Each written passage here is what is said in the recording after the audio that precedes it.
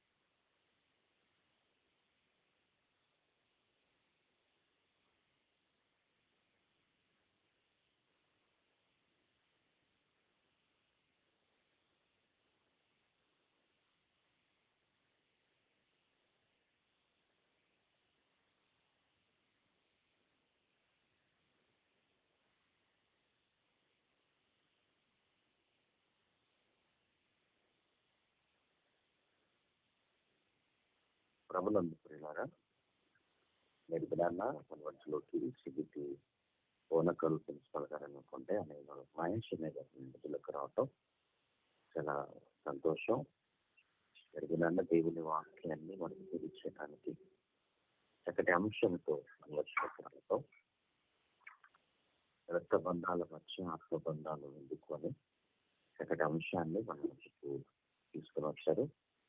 అందరూ కూడా నోట్లో పెట్టండి.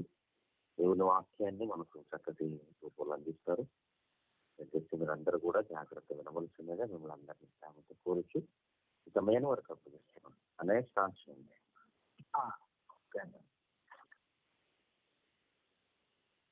ప్రార్థన చేసుకుందామండి. ప్రేమ కలిగిన నమ్మకం తండ్రి, మరలా మీ పిల్లలతో కలిసి ఈ మాటలను పంచుకునేటువంటి అదృష్టాన్ని నాకు ఇచ్చినందుకు మీకు వందనాలు తెలియజేస్తూ ఎంతో కాలంగా మీ పిల్లలు జరిగిస్తున్నటువంటి కార్యక్రమం వాక్యంపై ఆసక్తితో వాక్యాన్ని ఉన్నతంగా నేర్చుకోవాలని, వాక్యాన్ని ఉన్నతంగా ప్రకటించాలని, వాక్యంలో ఎంతో అనుభవాన్ని మీ పిల్లలు పొందుకోవాలనే ఆశతో ఎందరో సేవకులు చెప్పేటువంటి మాటలు వింటూ వారి జీవితాన్ని అతి దినము తండ్రి గడుపుతున్న కాలంలో ఉన్నారు. పిల్లలందరిని బట్టి చాలా సంతోషిస్తూ ఇంకను తండ్రి ఎందరో సేవకులు మీ పిల్లలకు బోధిస్తూ ఆత్మీయంగా బలపరుస్తూ చుట్టూ ఉన్నటువంటి సమాజ విషయాలను మీ పిల్లల్ని మేల్కొలుపుతూ మీకు దగ్గర చేసేటువంటి అనేకమైన మాటలు ప్రకటింపబడినట్లు అనుగ్రహించండి.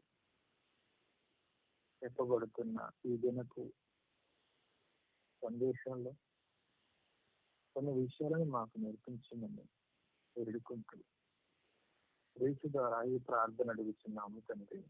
ఆమేన్. ఏమైనా దేవుని పిల్లలారా, వీటి పేరిట మీ అందరికి కూడా శుభములు తెలియజేస్తున్నాను. అంటే చిన్న వాయిస్ పెంచండి. చిన్న నా వాయిస్ ఇప్పుడన్నా ఇప్పుడు ఓకేనా? ఓకే. ఓకేనా పిల్లరా, మరలా మీ అందరితో కలిసి ఒక మంచి సందేశాన్ని చెప్పడానికి దేవుడు నాకు అవకాశాన్ని ఇచ్చాడు. ఈరోజు ఒక మంచి సందేశం మీతో చెప్పడానికి ముందుకొచ్చాను. రక్తబంధాల మధ్య ఆత్మబంధం ఎందుకు అనే ఈ సందేశం చాలా చాలా ప్రాముఖ్యమైనటువంటి సందేశం ఇది. ప్రతి క్రైస్తవ కుటుంబం వినవలసినటువంటి ఒక ప్రత్యేకమైన సందేశంగా కూడా దీన్ని చెప్పక తప్పదు. మీకు దాదాపుగా ఆ అంశము లేదా టైటిల్ చేసినప్పుడు మీకు అర్థం అవ్వాలి ఇందులో ఏదో ఉంది అనేది. రక్తబంధాల మధ్య ఆత్మబంధం ఎందుకు అనే ఈ మాట చదివినప్పుడే మీరందరూ కూడా దాదాపుగా ఆలోచనలో పడిపోయారన్న సంగతి తెలుసు. కానీ ఇందులో ఉన్నటువంటి అసలు విషయం ఏంటో మనకు అర్థం కావాలి. పిల్లరా, భూమి మీద పుట్టేటువంటి ప్రతి మనిషి కూడా ఎన్నో బంధాలను కలుపుకొని పుట్టడం చూస్తూ ఉంటాం. అంటే పుట్టే ప్రతి మనిషి కూడా బంధాలను కలుపుకొనే పుడతాడు. తల్లిదండ్రుల బంధం కావచ్చు, అన్నతమ్ముల బంధం కావచ్చు, అక్క చెల్లెల బంధాలు కావచ్చు, అలానే నాయనమ్మ తాతయ్య అనే బంధం, అమ్మమ్మ తాతయ్య అనే బంధాలు, ఇక ఈ మేనత్త మేనమ్మ, వీటి గురించి ప్రత్యేకించి నేను చెప్పవలసిన అవసరం లేదు. కాకపోతే జ్ఞాపకం చేస్తున్నాను. పుట్టుకతోనే మనం ఎన్నో బంధాలను కలుగుతున్నాం. ఎన్నో బంధాలు కలిగి మన జీవితాన్ని కొనసాగిస్తున్నాం. తల్లి ఒడిలో నుండి మరలా ఈ భూమి యొక్క ఒడిలోకి చేరేంత వరకు కూడా మనం ఎన్నో బంధాలను కలుపుకుంటూ అలా మన జీవిత ప్రయాణాన్ని చేస్తూ ఉంటాం.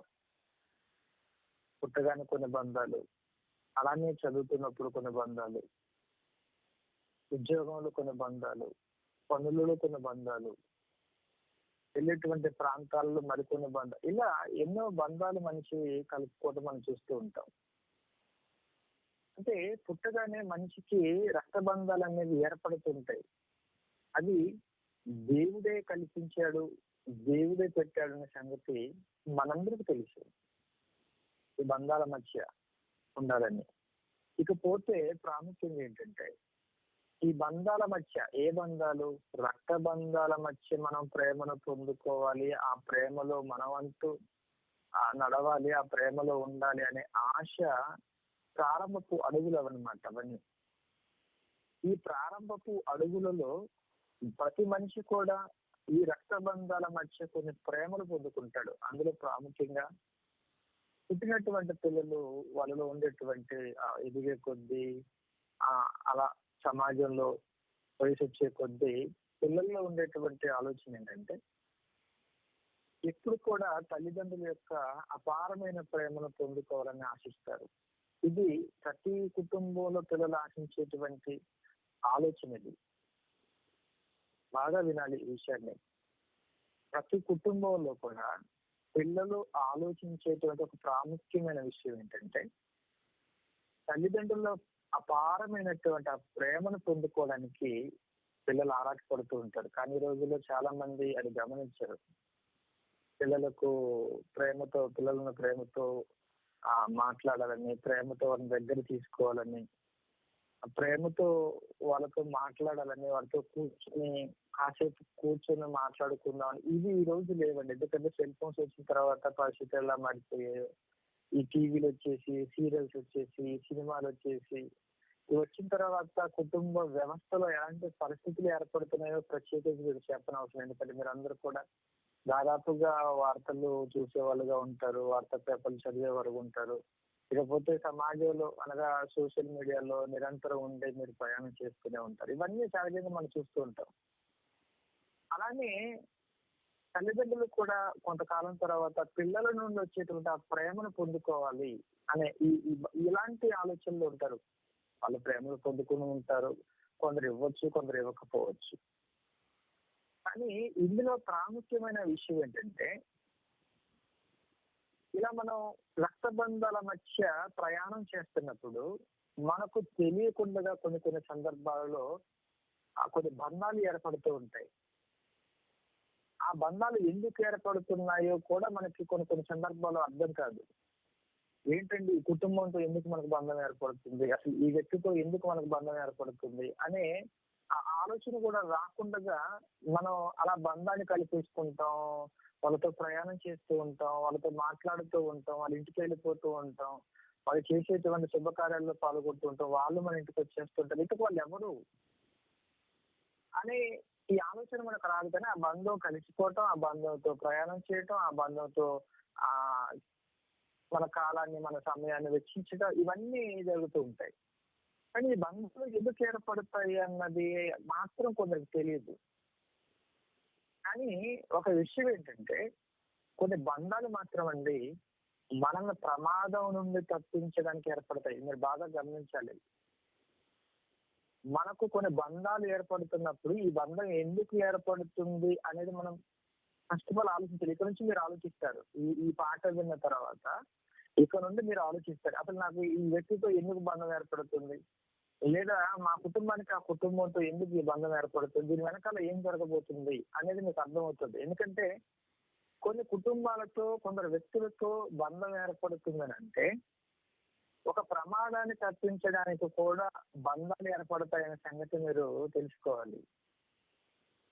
ఎందుకంటే నిజంగా అసలు బంధాల గురించి మాట్లాడుకుంటూ పోతుంటే నిజంగా కొన్ని బంధాలలో అద్భుతంగా కనిపిస్తూ ఉంటాయి. ఆ బంధం ఎందుకు దగ్గర ఉండి తెలుగు, ఆ కుటుంబం ఎందుకు ఇలా ఉంటుందో తెలియదు. అలాంటి సందర్భాలు నేను నిజంగా చూశాను కనుక మీకు చెప్తున్నాను.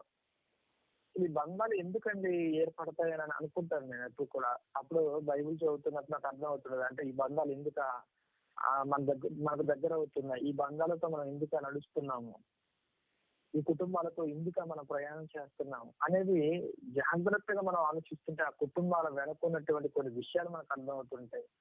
ఆ కుటుంబాలతో మనకి ఏర్పడినటువంటి బంధం వెనకాల ఉన్నటువంటి కొన్ని విషయాలు ఏర్పడుతూ ఉంటాయి.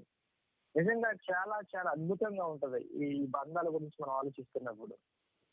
ఎందుకంటే ఈ బంధాల గురించి అదే చెప్తున్నాను. అసలు రక్త బంధాలలో మనం ఉండిపోతున్నాం, రక్త బంధాల మధ్య మన ప్రయాణం సాగుతుంది. కానీ కొందరి వ్యక్తులతో కొన్ని సందర్భాలలో ఏర్పడేటువంటి ఆ పరిచర్య ఏదైతే ఉందో చాలా అద్భుతంగా ఉంటది. అందుకు మీకు ఒక విషయాన్ని బైబిల్లో నేను చూపిస్తాను. సమూయేలు రాసినటువంటి మొదటి గ్రంథం 18వ అధ్యాయం ప్రారంభ వచనాన్ని మనం చూడగలిగితే అందులో రాయబడిన మాట మీరు చాలా జాగ్రత్తగా మీరు ఆలోచించండి. అప్పుడు మీకు ఒక విషయం అర్థం అవుతుంటది. ఎందుకు ఇక్కడ ఇలాంటి సందర్భాన్ని దేవుడు రాయించాడు. ఇది మనం ఎన్నోసార్లు చదివి ఉంటాం, కానీ ఎన్నోసార్లు చెప్పుంటాం. సేవకులుగా ఉన్న వాళ్ళు మీలో ఉండొచ్చు, వాక్యం చెప్పేటువంటి వారు మీలో ఉండొచ్చు, మీరు చదివి ఉండొచ్చు, దీని గురించి చెప్పి ఉండొచ్చు. కానీ ఒకసారి మీరు ఇదే విషయాన్ని మరి జాగ్రత్తగా మీరు ఆలోచిస్తే, సమీరు రాసినటువంటి మొదటి గ్రంథం 18వ అధ్యాయం ప్రారంభం వచ్చిన చూడగలిగితే నిజంగా అద్భుతమైన మాట. అందరూ జాగ్రత్తగా వినండి, మీకు చాలా మంచి విషయాన్ని నేను చెప్తాను. దావీదు సౌలుతో మాట్లాడుట చాలించినప్పుడు, అంటే ఎందుకు వీళ్ళిద్దరి మధ్య సంభాషణ జరిగింది, ఏ విషయాలు జరిగింది అంటే మీకు తెలుసు కదా. గొలియాత్ అనేవాడు దేవుని అవమానించటం, ఆ దేవుని పిల్లలను ఇశ్రాయేలును అవమానించటం, తాను ఒక బలాఢ్యుడిగా నన్ను ఎవరు ఎదిరించలేరు అని చెప్పుకోవడం, ఈ మాటలు, ఈ సవాళ్ళు జరగటం, ఇది కొంతకాలంగా ఇశ్రాయేలుతో వాడితో యుద్ధం చేయలేక ఆ భయంతో ఉండిపోవటం, ఇకపోతే రాజుగా ఉన్నటువంటి సౌలు కూడా భయపడి యుద్ధానికి వెళ్ళకుండా ఉండటం, అలా యుద్ధానికి వెళ్ళలేక భయపడి ఎవరైతే యుద్ధం చేస్తారో నా కూతుర్ని ఇచ్చేస్తారనే ఒక ప్రకటన చేయటం, ఇవన్నీ మనందరూ తెలుసు. ఆ తర్వాత ఎక్కడో గొర్రెలు కాచుకుంటాడు దావీదు అడవిలో, అన్నలకు ఏదో ఆహారం కొరకు తీసుకొచ్చాడు అన్నలకి ఇద్దామని. అప్పటికి అన్నలు కూడా ద్వేషిస్తున్నారు, దూషిస్తున్నారు, ఎందుకురా నువ్వు వచ్చావు ఇక్కడికి అని చెప్పేసి అతన్ని చిన్న చూపుతో మాట్లాడడం, ఇవన్నీ జరిగే సందర్భం మీకు తెలుసు. అలాంటి ఇశ్రాయేలీలంతా, అందులో ఇశ్రాయేలులో యుద్ధ నైపుణ్యం కలిగిన వాడు కూడా కలిగిన పరిస్థితులలో దేవుడి కొరకు నిజంగా మహా రోషం కలిగిన వాడిగా నిలబడ్డాడు దావీదు. చిన్నవాడు కదా, చాలా యుద్ధ సామాగ్రి ధరించమని అన్నప్పుడు నాకు ఎప్పుడు వాడుకలు లేదు, వీటితో యుద్ధం చేయటం ఎందుకు, యుద్ధం చేయాలంటే మనకు వెనకాల ఉండవలసింది పరలోకమందున్న దేవుడు తప్ప, ఇవన్నీ ఎందుకు నాకని చెప్పేసి నిజంగా నిలబడ్డాడు. ఒకే ఒక రాయితో కొట్టాడు. నిజంగా అండి, అంత ఎత్తు మనిషిని, అంత బలాఢ్యుల్ని ఒకే ఒక దెబ్బతో కొట్టాడండి. దాని వెనకాల ఉన్నది మానవ జ్ఞానం కాదు, మానవ ఆలోచన కాదు, మానవ తలంపు కాదు, అది మన వెనకాలన్న 10 మంది ఉన్న దేవుని ఆజ్ఞది. ఆయన పక్షాన నిలబడినప్పుడు ఆయన అలానే చేయిస్తాడు. అవతల వాడు ఎంత బలాఢ్యుడు కానివ్వండి, మనల్ని ఆయన ఎన్నుకుంటాడు. ఆయన బైబిల్లో చెప్పిన మాట, మనకు కొత్త నిబంధనకు వెళ్ళిన తర్వాత బలవంతులను సిద్ధిపరచుటకు ఆయన బలహీనులను ఏర్పరచుకునే మాటలు ఉండదు. దావీదు చాలా బలహీనుడు, చిన్నవాడు కదండి, చిన్నవాడు. వాడు చూస్తే బలవంతుడు గొలియాతు కొట్టుపడేశాడు, చంపేశాడు. చంపిన తర్వాత వారిద్దరి మధ్య జరిగినటువంటి సంభాషణ, దావీదు సౌలుతో మాట్లాడుతూ సాధించినప్పుడు అయిపోయింది. అప్పుడు యోనతాను హృదయము దావీదు హృదయముతో కలిసిపోయెను. యోనతాను దావీదును తన ప్రాణ స్నేహితునిగా భావించుకొని అతన్ని ప్రేమించాను. చూడండి, ప్రాణ స్నేహితుడిగా భావించుకున్నాడట. వారిద్దరు మనుషులు కలిసిపోయి చూడండి, దావీదు హృదయముతో కలిసిపోయిందట యోనతాను హృదయం. అంతే కదా, దావీదు హృదయంతో కలిసిపోయింది. నిజంగా ఇది మనం జాగ్రత్తగా ఆలోచిస్తే అండి, అసలు దావీదు ఎవరు, యోనతాన్ ఎవరు? ఇద్దరి మధ్య అంతకు ముందు ఏమైనా ఎప్పుడైనా పరిచయం ఉందంటే లేదు. పోనీ ఒకే కుటుంబానికి చెందిన వాళ్ళంటే అది కాదు, పోనీ ఒకే గోత్రానికి సంబంధించిన వాళ్ళంటే అది కాదు, ఒకే ప్రాంతంలో ఉంటారంటే అది కాదు. వీళ్ళ ప్రాంతాలు వేరు, వాళ్ళ వృత్తులు వేరు, వాళ్ళ గోత్రాలు వేరు. అయినప్పటికీ ఈ సందర్భం జరిగిన తర్వాత వాళ్ళ మనసులు కలిసిపోయాయి. చూడండి, వాళ్ళ మనసులు కలిసిపోయాయి. ఒక రకంగా మనం ఆలోచిస్తే మనం ఎక్కువ ఎవరిని ప్రేమించాలని అనుకుంటామంటే మన వంశంలో, అంటే సహజంగా లోకంలో జరుగుతున్నటువంటి విషయాలు ఏంటంటే, ఏంటి వాడు మన రక్త సంబంధి అనుకున్నప్పుడు బాగా ప్రేమిస్తారు. అతను ఎవరు అండి అని అనుకున్నప్పుడు మాత్రం అతను చిన్న చూపు చూస్తూ ఉంటారు. ఇది సహజంగా మనిషిలో ఉండేటువంటి నైజం. ఇది ఇంకా విషయం చెప్తాను, నిజంగా ఏంటంటే నేను బాధాకరంగా చెప్పేటువంటి విషయం ఇది. చాలా మందిలో ఉంటుంది, ఈవెన్ క్రిస్టియన్ లో కూడా ఇలాంటి సందర్భాలు నేను చూస్తూ ఉంటాను కొన్ని సందర్భాల్లో. ఏమండి, వాడు మన కులపు వాడు అనగానే అతను చూసే విధానం వేరు, అతనికి చేసేటువంటి పరిచర్య వేరు, అతనికి ఇచ్చేటువంటి ఆ గౌరవం వేరు. అలానే వీడు మన కులము వాడు కాదు అనుకున్నప్పుడు అతని పట్ల చేసేటువంటి పనితీరు వేరుగా ఉంటుంది. నేను గమనించాను కొన్ని సందర్భాలు, కొన్ని చోట్ల ఇవి జరుగుతున్నాయి. అంటే ఇది అవసరం లేని వాటి విషయంలో ఇలా చేస్తూ ఉంటారు. అది కరెక్ట్ కాదు, తప్పు. అది ఎప్పుడు కూడా మంచి పద్ధతి కాదండి. ఇకపోతే వీళ్ళిద్దరు మనసులు కలిసిపోయాయి. యోనాతాను మనసు దావీదు హృదయంతో కలిసిపోయింది. కనుక అప్పుడు యోనాతాను ఎలా భావించాడు దావీదు అంటే తన ప్రాణ స్నేహితునిగా భావించుకొని అతన్ని ప్రేమించాడు మాటని చూడండి. ప్రేమించాడా? చాలా ప్రేమించాడు. ఎంత ప్రేమించాడో ఆ ప్రేమ మామూలు ప్రేమ కాదండి. నిజంగా ఎంత ప్రేమించాడు అనడానికి మీకు ఒక మాట నేను చూపిస్తాను. చాలా అద్భుతంగా ఉంటుంది ఆ మాట. అంటే అతడు ఎంత ప్రేమించాడో, అతని పట్ల ఎంత గౌరవం ఉందో, ఎంత ప్రేమించాలని అనుకున్నాడో ఈ విషయాలను జాగ్రత్తగా ఆలోచిస్తే యోనాతాను దావీదుని అంటే ఎలా ప్రేమించాడో సమూయేలు రాసినటువంటి 2వ గ్రంథం మొదటి అధ్యాయం చివరిలో 26వ వచనంలో ఉంటుంది. అందరు జాగ్రత్తగా రాసుకోండి. సమూయేలు రాసినటువంటి 2వ గ్రంథం మొదటి అధ్యాయం 26వ వచనంలో, నా సహోదరుడా యోనాతానా, నీవు నాకు అతి మనోహరుడు అయి ఉంటివి. నీ నిమిత్తము నేను బహుగా శోకము నందుచున్నాను. ఆ యందు నీకున్న ప్రేమ బహు వింతైనది, స్త్రీలు చూపు ప్రేమ కంటే అది అధికమైనది అన్నాడు. చూడండి, ఏ ప్రేమ అంటే స్త్రీలు చూపించే ప్రేమ కంటే అది అధికమైనదట. అతడు చూపించే ప్రేమ బహు వింతైనది అన్న మాటను చూడండి. అసలు నిజంగా అసలు ఎందుకు వాళ్ళిద్దరి మధ్య ఈ బంధం ఏర్పడింది ఒకసారి మీరు ఆలోచించండి. మనం మన అనుకున్న వాళ్ళని, మన రక్త సంబంధాలు ప్రేమిస్తాం. మన ప్రాంతపు వాడు కానప్పుడు, మన వంశము వాడు కానప్పుడు, ఏమండి మన రక్త సంబంధం కానప్పుడు ఎవరిని మనం ప్రాణ స్నేహితుడిగా భావించుకోగలం? ఎవరిని మనం ప్రేమించగలం? అదొక ఒక విషయం మీరు గమనించండి.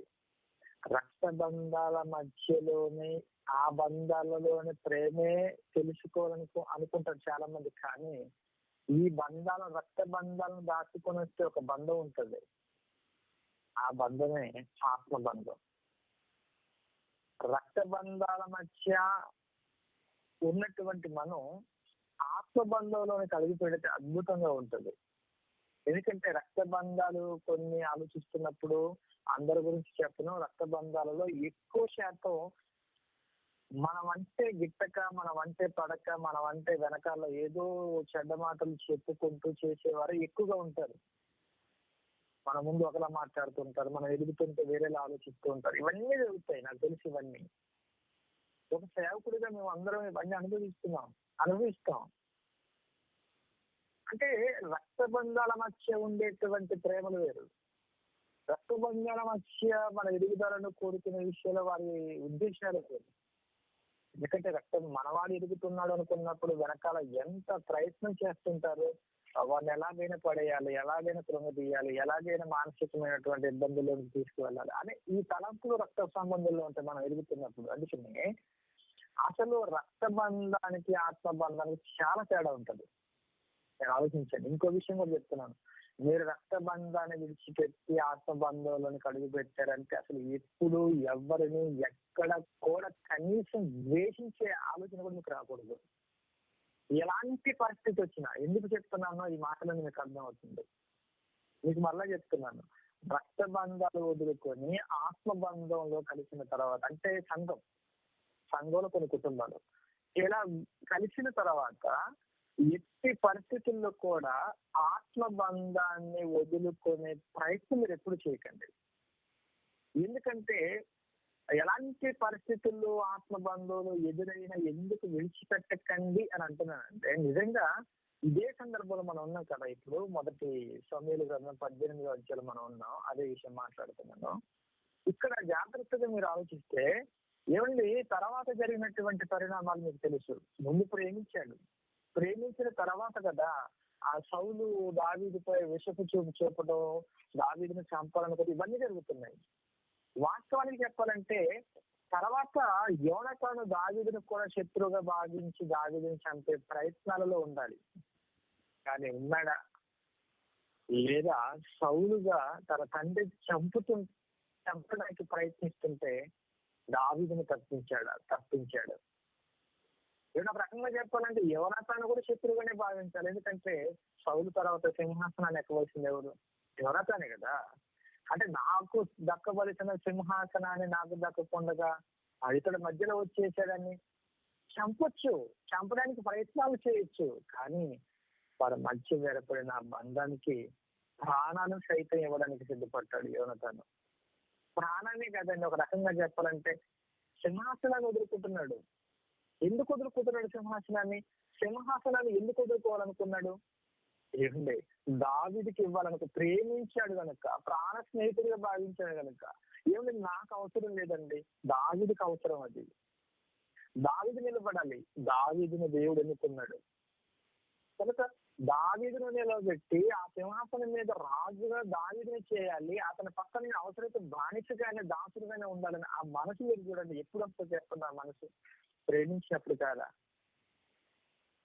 ఇంకా ఈ ప్రేమ సంఘాలలో ఆత్మబంధంగా ఉన్నటువంటి మన కుటుంబాల మధ్య ఉంటే సంఘాలు చాలా అద్భుతంగా ఉంటాయి, కుటుంబాలు చాలా చాలా బాగుంటాయి. ఎందుకంటే ఈరోజు సంఘాలలో ఉన్నటువంటి ఒక చెడ్డ విషయాలు ఏంటంటే ఒకరికొకరు పడకపోవటం, ఒకరు ఒక మంచి స్థాయిలో ఉన్నప్పుడు మరొకరు పక్కన ఏదో మరొక వ్యక్తులతో కలిసి వాళ్ళ గురించి చెడ్డగా మాట్లాడడం, వాళ్ళు చేసిన ఆ పలానా రోజు పొరపాట్లు చేయలేదని చెప్పుకోవటం. అసలు ఇవన్నీ ఎప్పుడు కూడా సంఘాలలో ఆత్మబంధంతో కలిసి మనం ఎప్పుడు ఇవి మాట్లాడకూడదు. నిజంగా యోనతానులా మనం ఆలోచించగలిగితే అండి, నిజంగా ఎంత గొప్ప వాళ్ళం అవుతాం అంటే అంత గొప్ప వాళ్ళం అవుతాం. ఏమంటే ఆ చెల్లి బాగా పాట పాడుతుంది అనుకో, ఇవ్వండి, మీరు మిమ్మల్ని పాడమన్నప్పుడు ఆ చెల్లి పాడుతుంది, అమ్మ నువ్వే పాడు అని చెప్పి. మిమ్మల్ని ఎవరైనా సమయం వచ్చినప్పుడు మీరు వాక్యం చెప్పగలుగుతారు. నేను చెప్పడం ఏంటండి, పలానా వాళ్ళు బాగా చెప్తారు, చాలా బాగా చెప్తారు, వాళ్ళతో మనం చెప్పించుకుందాం అని ఆ సందర్భాలు తీసుకురండి.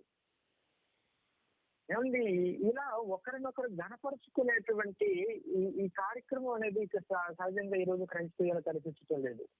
కానీ ఒకటి మీరు గుర్తు పెట్టుకోండి, ఆత్మ బంధంలో ఎప్పుడు కూడా ప్రేమ తప్ప పగలు, ద్వేషాలు, అసూయలకు ఎప్పుడు కూడా తావు తీయకూడదు. అసలు ఎవరి విషయంలో కూడా ఎప్పుడు ఎలాంటి తప్పుడు ఆలోచన కూడా మనకు రాకూడదు. అది ఆత్మబంధం అంటే. రక్తబంధమా తెలుసు మీకు, అందులో కక్షలు, పగలు, ద్వేషాలు, ఈర్ష్య చివరకు ఎంత వరకు వెళ్ళిపోతాయంటే హత్యల వరకు కూడా వెళ్ళిపోతాయి. కానీ ఆత్మబంధం అలా ఉండదు కదండి. ఆత్మబంధంలో క్షమ, ఆత్మబంధంలో ప్రేమ, ఆత్మబంధంలో ఓదార్పు ఉంటాయి. నిజంగా వీళ్ళిద్దరు బంధం చూస్తున్నప్పుడు అదనుకోండి, అసలు ఏ బంధం అంటే ఉంటే ఇలాంటి బంధం, ఏ కుటుంబంతో కలిసిన, ఏ వ్యక్తితో కలిసిన మనం అంటూ ఉంటే ఇదే బంధం మనతో ఉంటారండి కొందరు. వాళ్ళు పిలవండి, ప్రాణ స్నేహితుడిగా భావించుకుంటున్నారు. మీరు ఒక కుటుంబాన్ని కానీ ఒక వ్యక్తిని అనండి, ఇదండి ఈ కుటుంబం అంటే మాకు చాలా ప్రాణం అండి, ఈ వ్యక్తి అంటే మాకు చాలా ప్రాణం అండి అని. కొన్ని కుటుంబాలతో, సంఘంలో ఉన్నటువంటి కుటుంబాలతో మీరు ఏకమై ఎలాంటి ప్రేమ చూపించాడంటండి, నిజంగా స్త్రీలు చూపేటువంటి ప్రేమ కంటే ఎక్కువ చూపించేశాడు. అది బహు వింతైన ప్రేమ అన్నది. ఎంత బాగా చూసుకున్నాడు చూడండి. అంటే ఇంటికి పిలిచి భోజనం పెట్టే విషయంలోన ఎంత ప్రేమ అండి. అతను కష్టాల్లో ఉన్నప్పుడు అతను ఆదరించే విషయంలో ఎంత ప్రేమ అండి. చివరికి ఎన్ని కష్టాలు దావిదు పడుతున్నాడు, అన్ని కష్టాలు చివరికి ప్రాణం ఉంటుందో పోతుందో తెలియని ఆ భయంకరమైన పరిస్థితులలో ఇవాడు తండ్రి శత్రువు అయిపోయి చంపాలని ప్రయత్నిస్తున్నప్పుడు ఏదో అతను తప్పించాలని ఆ మంచి మనసు చూడండి. శ్రమల్లో ఉన్నాడు, కష్టాల్లో ఉన్నాడు, ఓదార్చాలి అని ప్రయత్నాలు చేసి సింహాసనాన్ని వదులుకొని అవసరమైతే తండ్రి తనను ద్వేషించి ఒకానొక నాడు యోనాతానును కూడా చంపాలన్న ప్రయత్నంలో సౌలు ఉన్నప్పుడు ఇన్ని కష్టాలు నేను బాగా నాకు ఎందుకు వదిలేస్తే పోద్దు కదా అని అనుకోకుండా దావీదుని వెంట పెట్టుకొని అనుక్షణం కాపాడుతూ ఎక్కడికి వెళుతున్న తన అవసరాలు తీరుస్తూ తన కోసం ప్రార్థన చేస్తూ ఏడుస్తూ ఎంత నలిగిపోయాడండి యోనాతాను. కారణం ఏంటి తెలుసా? ప్రేమించాడండి. అందుకే మనం ఎప్పుడైతే ఒక వ్యక్తిని ప్రేమిస్తున్నామో ప్రేమించేటప్పుడు అతనిలో లోపాలు ఉన్నాయని మీరు అనుకుంటే ఉంటాయి, కానీ లోపాలు ఉన్న అతను ప్రేమిస్తే అతనిలో నా లోపాలు అవసరమైతే సమాధైపోతాయి. అది ప్రేమలో ఉన్నటువంటి ఒక గొప్ప ఆ విషయం. అది ఇది వాళ్ళ మధ్య ఏర్పడినటువంటి బంధం. నేను అందుకే చెప్పాను, అసలు వాళ్ళది ఒకే రక్త బంధం అంటే కాదు, పోనీ వాళ్ళ వంశంలో పుట్టిన వాళ్ళంటే అది కాదు, పోనీ వాళ్ళకి దగ్గరగా ఉన్నటువంటి వ్యక్తి కాదు, అది వాళ్ళకి దగ్గరగా ఉన్న వ్యక్తి కాదు, పోనీ వాళ్ళ ప్రాంతపు వాడా అది కాదు. ప్రాంతాలు వేరు, వ్యక్తిత్వాలు వేరు, వృత్తులు వేరు, అయినా చూడండి కలిసిపోయారు. ఆ బంధంలో వారి ప్రేమ, వారి ఆలోచన ఎంత అద్భుతంగా ఉన్నట్టండి. ఈ మాట గురించి ఇలా మాట్లాడుకుంటూ పోవాలనిపిస్తుంది. కానీ నాకున్న అనుభవంతో నిజండి ఈ మాట ఇంకా ఇంకా ఇంకా ఇంకా మాట్లాడాలనిపిస్తూనే ఉంటుంది. కానీ మీకు ఒకే విషయం మీద మాట్లాడడం కరెక్ట్ కాదు కదా. కొన్ని కొన్ని విషయాలు మీకు చూపించాలి కదా అన్న ఉద్దేశంతో మిమ్మల్ని తీసుకెళ్తాను. ఇంకొక విషయం ఎందుకంటే బంధాలు ఎలా ఉంటాయో చెప్తున్నాను.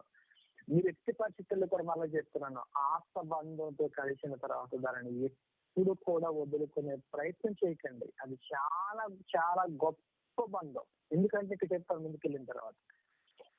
ఇంకొక బంధాన్ని కూడా మీకు చూపిస్తారండి. ఇంకొక బంధం కూడా చూస్తే ఎస్తేరు గ్రంథం 2వ అధ్యాయం మీరు 7వ వచనాన్ని చూడండి. ఎస్తేరు గ్రంథం మీరు చూడగలిగితే నిజంగా అక్కడ కూడా చాలా అద్భుతమైనటువంటి బంధం ఏర్పడి కనబడుతుంది మనకి ఎస్తేరు గ్రంథంలో. మీరు ఎస్తేరు గ్రంథం అనేసరికి మీకు కనిపించేటువంటి వ్యక్తులు ఎవరంటే ప్రాముఖ్యంగా 2 వ్యక్తులు మనకు కనిపిస్తారు. అందులో మొర్దెకై, ఎస్తేరు. ఈ ఎస్తేరు యొక్క పరిస్థితి ఏంటో మనకు తెలుసు. ఆమె ఎలాంటి పరిస్థితుల్లో ఉందో అనే సంగతి మనకు తెలుసు. అయితే విషయం ఏంటంటే మొర్దెకైకు ఎస్తేరు చెల్లి అవుతుంది. ఒక మాటగా చెప్పాలంటే చెల్లి.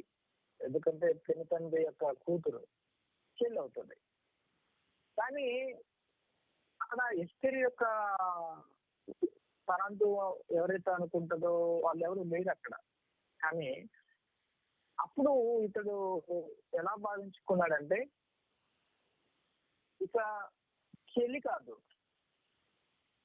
కాదు మరి ఎవరు చెల్లి, వాస్తవానికి చెల్లి. ఎందుకంటే ఎస్తేరు తల్లిదండ్రులు లేరు కదండి, అక్కడికి లేరు, ఓదార్పు లేదు పాపం, కొన్ని పరిస్థితుల మధ్య ఊడిపోయింది. అయితే అప్పుడు మొర్దెకై ఆలోచించాడు, అయితే ఇప్పుడు వచ్చిన చెల్లి కాదు, అది ఎవరు మరి, కూతురుగా భావించాడండి. మీరు ఆ 7వ అధ్యాయం చివరికి వచ్చి చదువుకోండి. ఎస్తేరు గ్రంథం 2వ అధ్యాయం 7వ అధ్యాయం చివరిలో అక్కడ మనం చదువుతే ఒక విషయాన్ని, ఆమె తల్లిదండ్రులు మరణం పొందిన తర్వాత మొర్దెకై ఆమెను, ఎవరిని, ఎస్తేరును తన కుమార్తెగా స్వీకరించెను. నేను ఒక మాట అడుగుతాను, మొర్దెకైకి కుటుంబం ఉండకపోవచ్చా? మొర్దెకైకు తల్లిదండ్రులు లేకపోవచ్చా? మొర్దెకైకంటూ తనకు దగ్గరగా ఉన్న వాళ్ళు లేకపోవచ్చా? ఉన్నారు. కానీ ఎస్తేరును ఎందుకు కూతురుగా తీసుకోవడం అవసరం? చెల్లి అండి, వాస్తవం చెల్లి అవుతుంది. మొర్దెకైకి చెల్లి, ఎస్తేరు అన్నాన్ని పిలవాలి. కానీ ఇక్కడ బంధం మార్చేసాడు చూడండి మొర్దెకై. ఎంత అద్భుతంగా ఉంటుందంటే ఈ ఆలోచన కూడా. బంధాన్ని మార్చేశాడు. ఏంటి, అమ్మ నువ్వు చెల్లి కాదు, ఈ రోజు నుంచి నాకు కూతురు అని చెప్పేశాడు. కూతురు అమ్మ, నువ్వు నా కూతురువి, ఈ రోజు నుంచి నువ్వు నా కూతురు. ఎవరు ఏమనుకున్నా, ఎవరు కాదనుకున్నా, నీతో నాకు ఏర్పడే ఈ బంధం వెనకాల ఒక ప్రమాదాన్ని మనం తప్పించబోతున్నాం. కనుక ఆ ప్రమాదాన్ని తప్పించడానికి నిన్నే నేను ఒక సాధనముగా ఉపయోగించబోతున్నాను అని అనుకున్నాడు. దగ్గర తీశాడు, ఆదరించాడు, పెంచాడు, గొప్ప చేస్తున్నాడండి. చాలా గొప్పదండి. చెల్లిని తీసుకొచ్చాడు, కూతురుగా భావించుకున్నాడు, కూతురుగా స్వీకరించాడు, కూతురుగా పిలుస్తున్నాడు. ఎస్తేరేమో మొర్దెకై అన్నాన్ని పిలవలసింది పోయి నానా అని పిలుస్తుంది. ఆ బంధం ఏంటి అసలు? నిజంగా సంఘాలలో కూడా అసలు మనం ఆలోచిస్తున్నప్పుడు ఎవరెవరో పిల్లలు వచ్చేసి అప్పుడప్పుడు డాడీ అని పిలుస్తూ ఉంటారు, నాన్న అని పిలుస్తూ ఉంటారు. మేము కూడా కొందరు పెద్ద వయసులో ఉన్నప్పుడు చాలా మంది పెద్దవాళ్ళందరినీ కూడా ఆ డాడీ అని పిలుస్తూ ఉంటాం, నాన్న అని పిలుస్తూ ఉంటాం. నిజంగా మీరు ఆలోచించండి, భౌతికంగా ఒకవేళ రక్త బంధాలు మనం మధ్య ఉంటే మనకు భౌతికంగా ఇంట్లో ఉన్నటువంటి తండ్రిని మాత్రమే నాన్న అని పిలుస్తాం. ఇంట్లో ఉన్నటువంటి మనం మోసిన మన కన్న తల్లిని మాత్రం అమ్మ అని పిలుస్తాం. కానీ సంఘంలోకి వెళ్ళిపోయిన తర్వాత ఎంత మంది తండ్రులు అండి. నిజంగా నేనైతే ఎంతో మందిని ఇప్పటికి కూడా నాన్న అని పిలుస్తుంటాను, పెద్దవాళ్ళను అమ్మ అని పిలుస్తుంటాను. వాళ్ళందరూ దగ్గరికి వచ్చేసి నాన్న బాగున్నావా, ఎలా ఉన్నావు, ఆరోగ్యం ఏంటి, ఎలా ఉంటున్నావా అన్నప్పుడు ఏంటండి బంధాలలో ఉన్నది ప్రేమ, మన కోసం ప్రార్థన చేయటం ఏంటి, మన బాగు కోరుకోవటం ఏంటి, ఇంకా సేవలు ఉండాలంటే ఏంటి, దగ్గరికి వెళ్ళినప్పుడు వాళ్ళు ఇచ్చేటువంటి ఆ ప్రేమ ఆదరణ, ఎలా ఉన్నావు నాన్న అంటున్నప్పుడు ఎవరండి మనకి ఇస్తారు ఈ ప్రేమలు? ఎడబంధాలు, రక్త బంధాలకు వెళ్ళిపోతే వాళ్ళు కుళ్ళిపోవడం అసలు ఎంత దారుణంగా ఉంటాయి మీకు తెలుసండి. నేను వాటి గురించి చెప్పనవసరం లేదు. నిజంగా భోజనాల విషయంలో ఏదో కనుక్కుంటారు, గులుక్కుంటారు, ఏదో చేస్తుంటారు, అంత కనుగులు గునుగులు ఉంటాయి అంత. కానీ అంటే నిజంగా ఆత్మ బంధాల మధ్య ఎప్పుడు నేను చూసినంత మట్టుకు నాకు ఎక్కడ ఇవన్నీ కనిపించలేదండి. అందుకని మీరు ఎప్పుడైనా సంఘంలో కలిసిన తర్వాత మీరు కలిగి ఉండవలసిన బంధాలు ఇవన్నీ ఆత్మబంధం. రక్త బంధాలు వదిలేయండి. అలాగే ఎందుకు వదిలేయమంటున్నాను ముందుకెళ్ళిన తర్వాత చెప్తాను కొన్ని విషయాలు మీకు. ఆత్మబంధంలో ఉండిపోండి, ఆత్మబంధాన్ని కలుపుకోండి. ఆత్మబంధంలో వింతైన ప్రేమను మీరు ఒకరి పట్ల ఒకరు చూపించాలి. యోనాతాను దావీదు పట్ల చూపించిన ప్రేమ ఏంటంటే వింతైన ప్రేమ. స్త్రీలు చూపు కంటే ఎక్కువ ప్రేమ. స్త్రీలు చూపించే ప్రేమకే మనం పొంగిపోతుంటాం అప్పుడప్పుడు, కానీ స్త్రీలు చూపించే ఆ ప్రేమ అధికమైన ప్రేమ చూపించగలిగేవాడు. ఒక మాటగా చెప్పాలంటే పురుషుడు కూడా అధికమైన ప్రేమ చూపించాడండి. యోనాతాను ఎంత చూపించుంటాడో అతన్ని ఎంత దగ్గర తీసుకోవడం. మీరు ఒకసారి ఆలోచించిన అధికమైన ప్రేమ అంటే ఎలా చూపించుంటాడంటే, ఒక రకంగా చెప్పాలంటే తనకు ఉన్నటువంటి ఆ అంటే ప్రాణం పోయే పరిస్థితి. అలాంటి సందర్భంలో దగ్గర తీశాడు, గుండెలకు అద్దుకుని ఉంటాడు. నీకేం కాదు, నేను ఉన్నాను, నెక్స్ట్ సింహాసనం నువ్వు ఎక్కుతావు, నేను ఎక్కించేస్తాను, ఎలాంటి ప్రమాదాన్ని నేను తప్పించేస్తాను, నువ్వేం బాధపడకు, కృంగిపోకు అనుకుంటూ తన గుండెలపై దావీదును పరుండ పెట్టుకొని ఓదారుస్తూ, నేనున్నాను కదా దావీదు, నువ్వు ఎందుకు అలా బాధపడుతున్నావు అని దగ్గర తీసుకుని అంటున్నప్పుడు ఆ ఓదార్పు మాటలు దావీదుని ఎంత బలవంతుని చూసింటాయి మీరు ఆలోచించండి. మీరు ఎప్పుడైనా సంఘాలలో కానీ మీకు దగ్గరగా ఉన్నటువంటి ఆ కుటుంబాలకు కానీ బాధల్లో ఉన్నప్పుడు ఏ రోజైనా మీరు వెళ్ళిపోయి వాళ్ళ దగ్గర తీసుకొని గుండెల పైన హత్తుకొని, నీకేం కాదమ్మా, నువ్వు ఉన్నా మీ వెనకాల, మేము చూసుకుంటాం, మీ విషయాలు మేము చాలా జాగ్రత్తలు తీసుకుంటాం, మీరు దేవుని కొరకు ఉన్నతంగా బ్రతకాలి, భవిష్యత్తులో ఉన్నతమైన మీరు పని చేయాలని ఈరోజు యువతను కానీ సంఘాలలో ఉన్నటువంటి వ్యక్తులను కానీ ఇప్పుడు వృద్ధాశ్రయంలో ఉన్న తల్లిదండ్రులను కానీ తీసుకొని దగ్గర తీసుకొని ఏమంటే వారికి ఆతిథ్యం, మంచి ఆతిథ్యం ఇచ్చి ఎవరండి పిల్లల్ని కానీ సంఘాన్ని కానీ ఎవరు ఓదారుస్తున్నా చేస్తుంది, కుటుంబాన్ని ఎవరు ఓదారుస్తున్నా చేస్తుంది. అదండి ప్రాణాపాయ పరిస్థితుల్లో ఉండి కుమిలిపోతున్నటువంటి దావీదుని దగ్గర తీసుకొని గుండెల మీద పరుండి పెట్టుకొని నేనున్నాను అని చెప్పిన యోనాతాను ప్రేమ ఎక్కడ? ఈ రోజు ఒకే సంఘంలో ఉంటూ ఒకరిపై ఒకరి కక్షలు పెంచుకుంటున్నటువంటి మన ప్రేమలు ఎక్కడ మీరు ఆలోచించండి.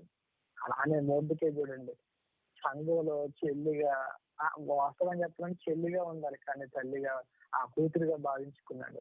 ఈ రోజు మన ముందున్నటువంటి పిల్లలను ఎవరో పిల్లలండి ఎవరో అన్నారు, సంఘంతో ఏకమైపోయారు, కానీ ఈమె కూడా నా కుమార్తెనండి, ఈమె నా కూతురండి, భవిష్యత్తులో దేవుని కొరకు ఏమనుకుని నేను పెంచాలండి అని ఎంతమందిని సంఘంలో ఉన్నటువంటి పిల్లలను కూతురుగా భావించుకొని నీ కూతురులా ప్రేమించగలుగుతున్నా ఒకసారి నువ్వు ఆలోచించు.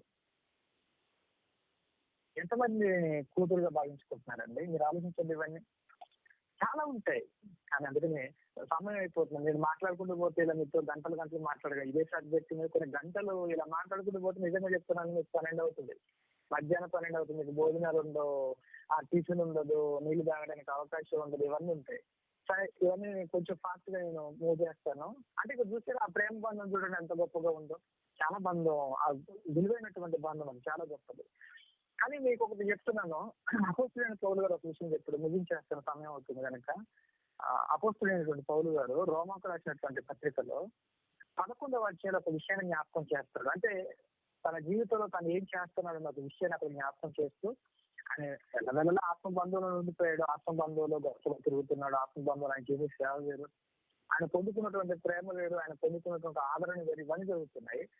ఇలాంటి సందర్భంలో రోమాకు పత్రిక రాస్తూ 11వ అధ్యాయంలో ఒక మంచి మాట ఆయన జ్ఞాపకం చేశాడు.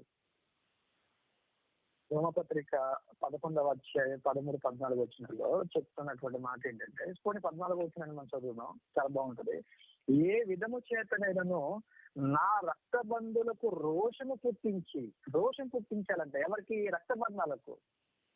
మన రక్త బంధాలను వదిలిచ్చిన తర్వాత ఆత్మీయంగా మనం ఎదుగుతున్నప్పుడు, ఆత్మీయంగా మనం ఉంటున్నప్పుడు, ఆత్మీయంగా కొన్ని కుటుంబాలు, ఎందుకంటే రక్త బంధువులు అన్నప్పుడు 1-2 కుటుంబాలు నీకు ఉండొచ్చేమో నీ చుట్టూ, లేదా ఎక్కడో ఒక 10 కుటుంబాలు ఉండొచ్చేమో రక్త బంధాల మధ్య. కానీ ఆత్మ బంధువులకు వచ్చిన తర్వాత కొన్ని వందల వేల కుటుంబాలతో నీకు ప్రేమ బంధం ఏర్పడుతుంది.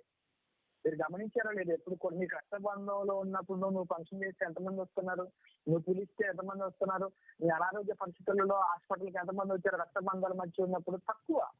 కానీ ఆత్మ బంధంలోకి వచ్చిన తర్వాత ఎన్ని కుటుంబాలు వచ్చిపోతుంటాయి నీకు ఆరోగ్యం బాగోలేకపోతే. నువ్వు హాస్పిటల్లో ఉన్నావంటే ఎంతమంది నీ కొరకు ప్రార్థన చేస్తూ ఉంటారు, ఆర్థికంగా ఉన్నాయో లేవని చెప్పేసి ఎంతమంది నీకు సహాయం చేస్తూ ఉంటారు, ఎన్ని కుటుంబాలు వచ్చిపోతుంటాయి. నువ్వు ఒకవేళ ఆత్మబంధంలో ఉన్నప్పుడు ఒక చిన్న కార్యక్రమం చేసి ఎన్ని కుటుంబాలు ఆత్మబంధంతో ఉన్నటువంటి కుటుంబాలు వచ్చి నీకు సేవ చేస్తుంటాయి, పరిచయం చేస్తుంటాయి, ఏ పని చేయాలని అడుగుతూ ఉంటాయి. నీతో కలిసి కష్టపడుతూ ఉంటారు, నీతో ఉండిపోతారు సాయంత్రం పనంతా అయిపోయేంత వరకు కూడా.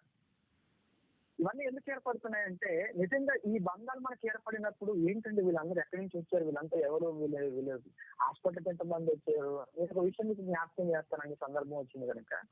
నాకు కరోనాకు ముందు క్షమించండి, కరోనా టైంలోనే, కరోనా అయిపోయిన తర్వాత నాకు డెంగీ వచ్చింది. నాకు డెంగీ వచ్చినప్పుడు సుమారుగా అండి, వాస్తవాన్ని చెప్తున్నాను, నేను బ్రతకవలసిన పరిస్థితులు లేవు. డాక్టర్స్ కూడా చేతులు ఎత్తేసారు, బ్రతకడండి ఇతనికి అనవసరం అని చెప్పేసి. కానీ దేవుడు నా కొరకు మార్గాలను తెరిచాడు, ఈ రోజు బ్రతికాను. కానీ నేను హాస్పిటల్లో ఉన్నప్పుడు అండి, సుమారుగా వాళ్ళు చెప్పినటువంటి మాట నిజంగా అక్కడ ఉన్నటువంటి డాక్టర్స్ కానీ నర్సులు కానీ వాళ్ళు చాలా ఇబ్బంది పడ్డారు. ఎందుకనంటే నేను హాస్పిటల్లో ఉన్నప్పుడు నా కోసం వచ్చిన జనం అండి, వాళ్ళు చూసి ఈయన ఎవరు అడిగిన పరిస్థితులు ఏర్పడ్డాయి. ఎవరండి ఈయన, ఇంత చిన్న వయసులో ఇంతమంది వస్తున్నారు ఎవరైనా అడుగుతున్నప్పుడు వాళ్ళు చెప్పిన మాట, ఆయన ఒక సేవకుడు అండి అని చెబుతున్నప్పుడు డాక్టర్ తర్వాత నన్ను పిలిచి, ఏంటంటే ఎంతమంది వచ్చారు నీ కొరకు, ఏంటి మేము ఎప్పుడు చూడలేదు, మా హాస్పిటల్ ఇంతమంది పబ్లిక్ మేము ఎప్పుడు చూడలేదు. రోజుకు వచ్చేసరికి సుమారుగా 100 నుంచి 150 మంది వచ్చారు. నేను హాస్పిటల్ 8 రోజులు ఉన్నాను. ఒక రోజు అయితే పాపం వాళ్ళు తట్టుకోలేక నేను ఉన్నట్టు రూమ్ కి తాళం వేసాను, నేను లోన్ ఉన్నాను, అందరూ బయట ఉండిపోయారు.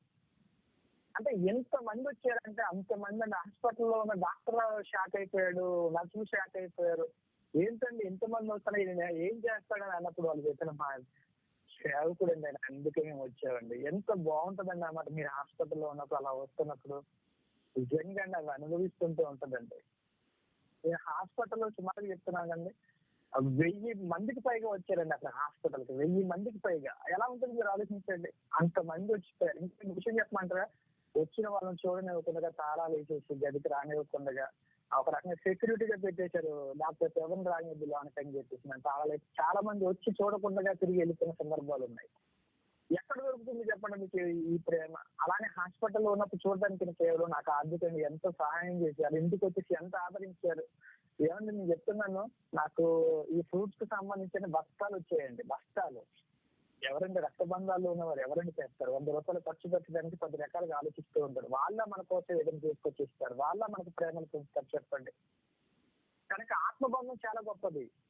ఇప్పుడు పౌలు గారు చూస్తున్నప్పుడు ఈయనకున్నటువంటి బంధాలలో ఈయన ఏర్పడినటువంటి బంధాలు, ఈయన ఆదరించే వాళ్ళు కావచ్చు, ఈయనతో ఉన్న వాళ్ళు కావచ్చు, ఈయన సహాయం చేసే వాళ్ళు కావచ్చు, ఈయన ఆరోగ్యం బాగోలేకపోతే ఈయన దగ్గరికి వచ్చే వాళ్ళ కుటుంబాలను చూస్తున్నప్పుడు 100 మంది వచ్చేస్తుంటారు పౌలు గారి దగ్గరకు కూడా.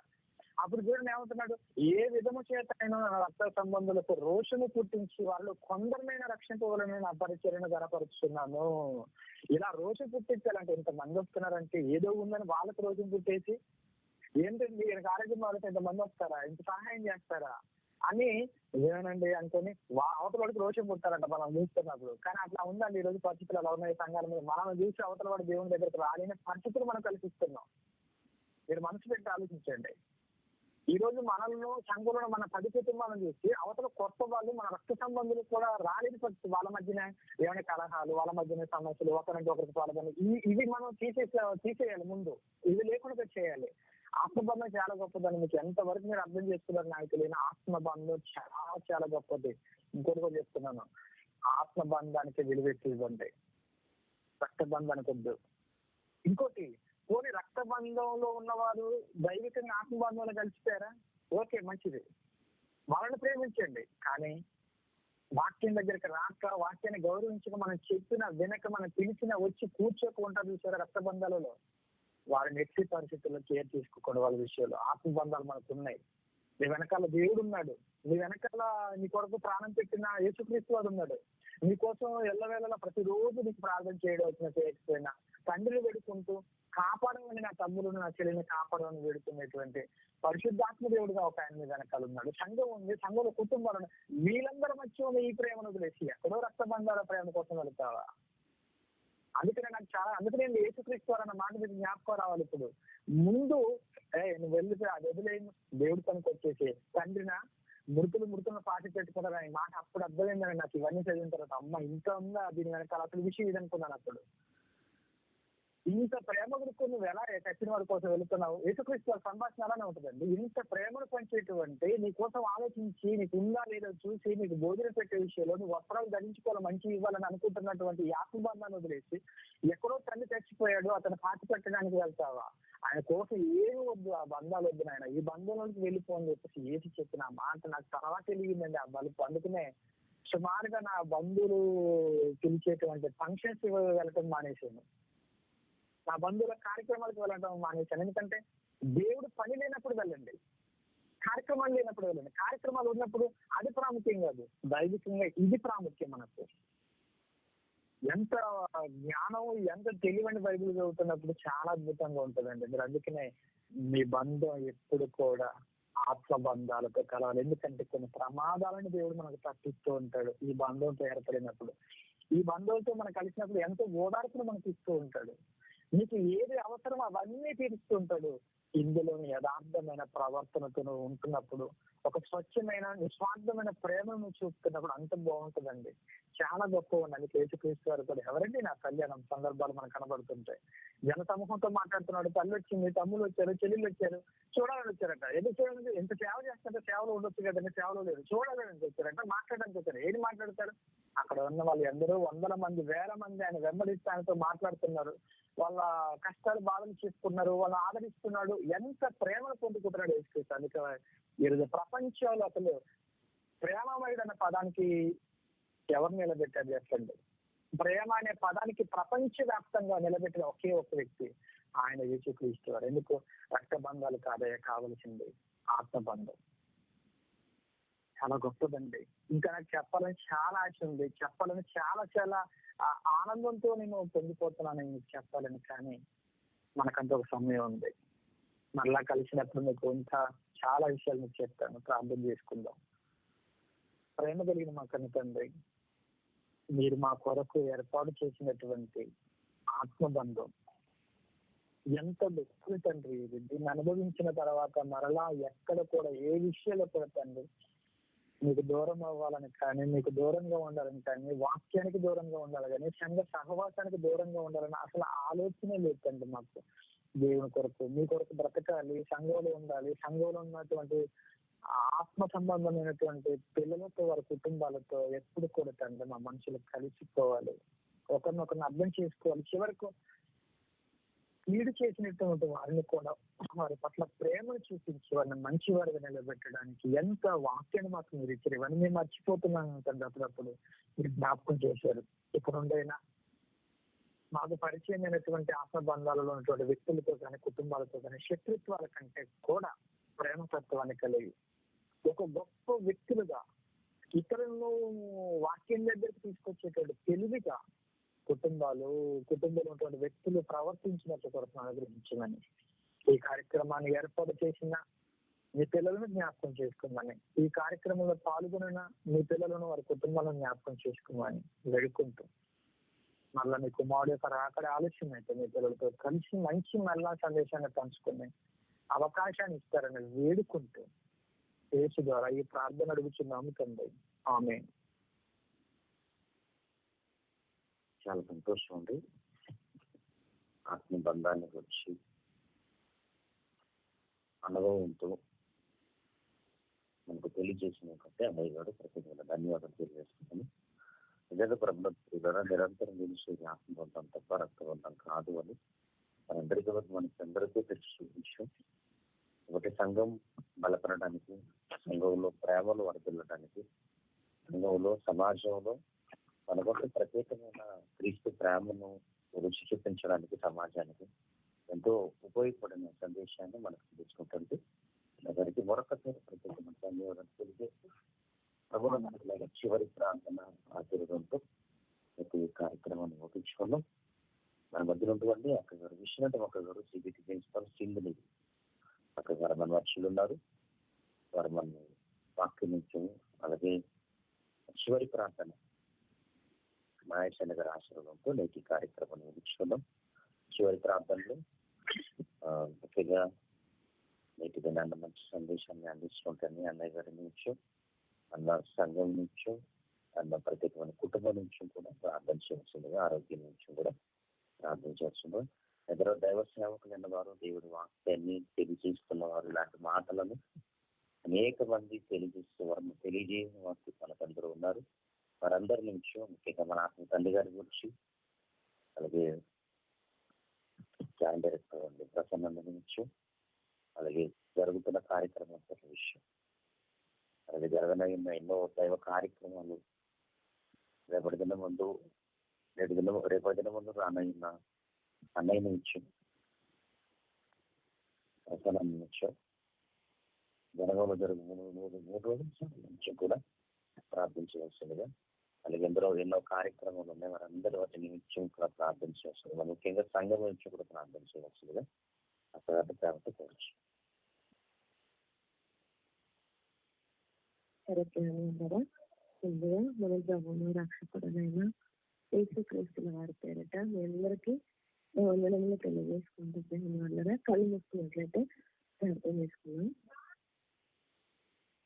మహోన్నతుడైన మా కన్ను తండ్రి, మీ దయగల నామాన్ని వందనములు తెలియజేసుకుంటూ తండ్రి, గడిచిన రోజంతా కూడా కృపాక్షేమములు మా వెంట ఉంచి మమ్మల్ని కాచి కాపాడి మరలా తండ్రి పెద్దల కడను ముచ్చుతూ ఉంటే మాటలు వినడానికి తండ్రి మమ్మల్ని సజీవులుగా ఉంచిన మా కన్న తండ్రి మీ కొందనములైనా ఇలాంటి మాటలు విని మా బ్రతుకులను సరిచేసుకొని మీకోసం బ్రతుకుతూ అనేకులను బ్రతికిస్తామన్న నమ్మకంతో మాకు ఆయను పోసిన మా కన్న తండ్రి మీ కొందరములు తెలియజేస్తూ మీ నమ్మకాన్ని మమ్మల్ని చేయక తండ్రి ప్రతిదినము మీ వాక్కుల చేత మా బ్రతుకులను సరిచేసుకున్నటకు కృపించమని కోరుతున్నాను. నిజమే తండ్రి పెద్దల కదనే దేవా, ఎలాంటి మాటలు మాకు అవసరం అవుతుంది, దేనికి మేము ప్రాధాన్యత ఇవ్వాలి, ఎవరిని గౌరవించాలి తండ్రి. ఈరోజు ఏ బంధం గొప్పది తండ్రి? ఈరోజు ఆత్మబంధమా, శరీర సంబంధమైన ఈ బంధాలు గొప్పగా తండ్రి? వీటి మధ్యలో ఉన్న యొక్క తేడాలు మాకు తెలియజేసి తండ్రి, ఆత్మ బంధం అన్నది ఎంత గొప్పదో ఆ బంధం చేసే త్యాగాన్ని తండ్రి మాకు తెలియజేశారు దేవా. ఈరోజు అలాంటి బంధాలను మేము కలిగి ఉండాలి తప్ప లోక సంబంధమైన బంధాలు మాకు వద్దు తండ్రి. ఈరోజు అన్నయ్య ద్వారా తను ఇంతటి చక్కని మాటలు మాకు వినిపించినందుకే మీకు వందనములు తెలియజేసుకుంటుందేవా. దేవా అన్నయ్య చేస్తున్న సేవా భారాన్ని మీరు జ్ఞాపకం చేసుకోండి తండ్రి. భావి తరాలకు ఇలాంటి మాటలు ఎంతో అవసరం కనుక ఆ భావి తరాలకు మంచి బాటలు వేసే తండ్రి, మరి మంచి గొప్ప సేవకుడిగా తండ్రి అన్నయ్యని నిలబెట్టమని ప్రాధాయపడుతున్నాయినా. ఇలాంటి మాటలు మేము వినాలి అన్న ఈరోజు ముఖ్య కార్మికులుగా తండ్రి తమ వంతుగా తండ్రి ప్రయాసపడి పెద్దల కడనే లేవా మత్తులుగా ఉన్న మమ్మల్ని లేపి వాక్యాన్ని అందించినటువంటి ప్రభావం నేను మీరు జ్ఞాపకం చేసుకోండి దేవా.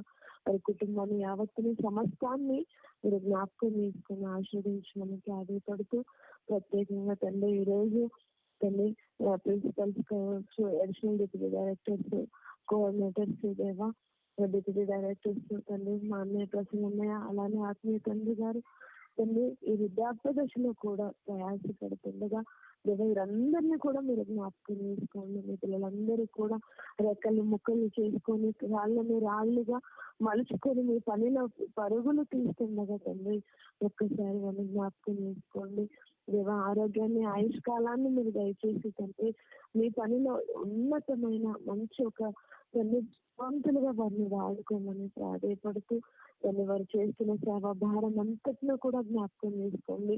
ఈరోజు తండ్రి ఏదో మా లాభం కోసం కాదు తండ్రి, కొందరినైనా అగ్నిలో నుండి లాగి రక్షించుకొని తండ్రి మీ యొక్క అనాది యొక్క సంకల్పాన్ని ప్రణాళికను నెరవేర్చడానికి తండ్రి ఈరోజు ప్రతి ఒక్కరు ప్రయాసపడుతున్నారు నాయన.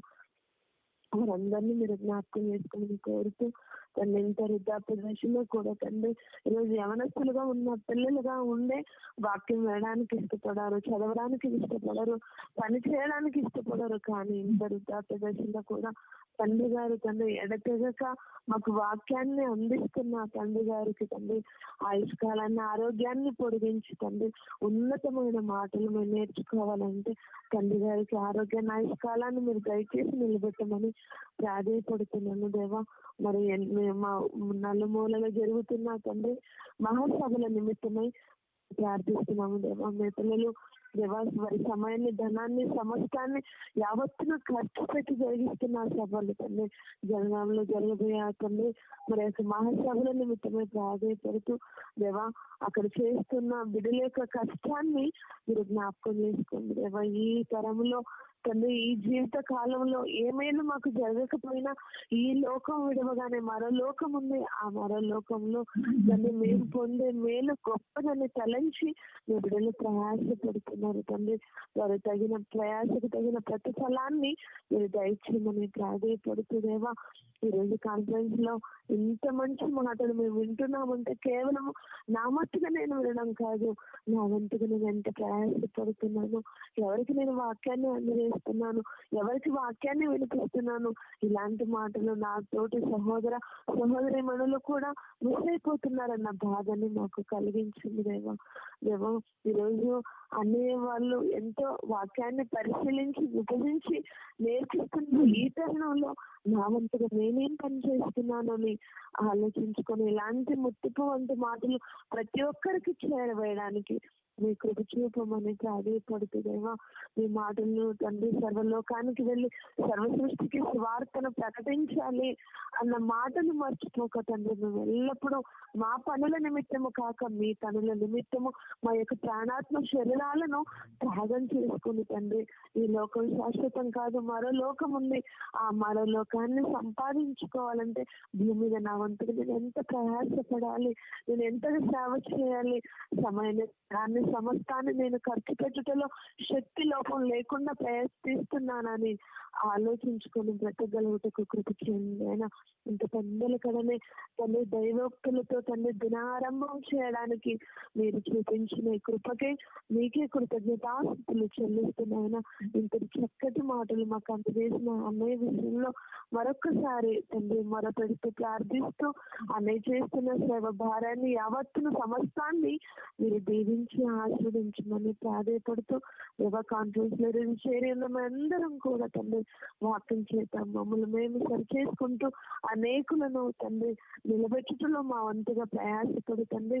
యోగా కాన్ఫరెన్స్ తండ్రి కేవలం మా మట్టుకు పరిమితం కాకుండా తండ్రి సమస్త జనులకు చేరవేయటకు మా వంతుగా ప్రయాసపడటకు కృప చేయమని కోరుతున్నైనా మీ చిత్తం అయితే తండ్రి నా పిల్లలు నా కోసం ప్రయాసపడి అనేకులను బ్రతికించగలరని నమ్మి మీరు ఆయుష్కాలాన్ని మాకు దయచేస్తే తండ్రి మరొక దినాన్న పొందల కళను లేచి మేమందరం కూడా దైవోక్తులతో తండ్రి దినారంభం చేస్తూ తండ్రి ఒకరినొకరు పలకరించుకుని వందనములు చెప్పుకునే కృపా భాగ్యాన్ని నాకు మా అందరికి మీరు దయచేస్తారని నమ్ముతూ ఏకొచ్చిన ప్రార్థన మా ప్రియ రక్షకుడైన యేసుక్రీస్తుల వారి అతి శ్రేష్టమైన నామముని ప్రార్థనను మీకు సమర్పించుకొనిచున్నాము మా కన్న తండ్రి. ఆమేన్. ఆమేన్. మన తండ్రి అయిన దేవుని ప్రేమ, కుమారుడైన యేసుక్రీస్తు కృప, పరిశుద్ధాత్మ దేవుని అన్యోన్య సహవాసం ఇప్పుడు ఎల్లప్పుడు సదాకాలం మనందరి తోడైన నడిపించిన గాక. ఆమేన్.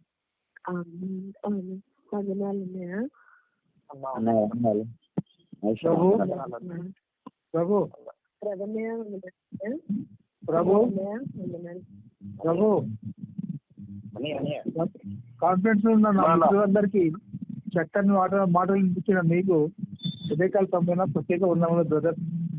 హలో